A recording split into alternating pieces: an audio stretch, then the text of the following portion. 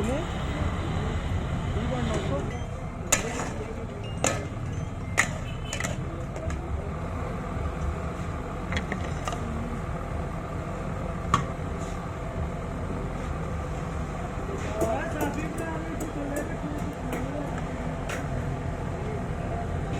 30.900 ਦੱਸ ਕੇ ਪਏ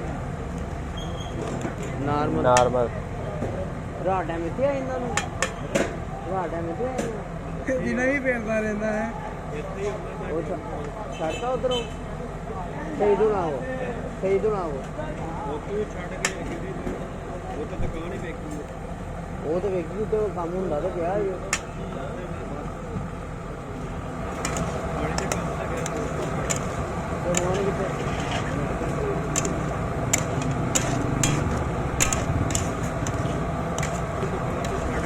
यार तो पेट को चलता बड़ा मेरा काम सीखा यार काम जरा सीखा उत्थे जाना चाहिए नहीं आए तो अगले की चंगी दे नहीं कि नहीं दिहाड़ी नहीं देखनी ना उन्हें बिजनेस देखनी कि केड़ा बंदा मेरी कितने कितने मैं सब कुछ रहा कितने मेरी ड्यूटी समझ आती कितने दिन में सो रहा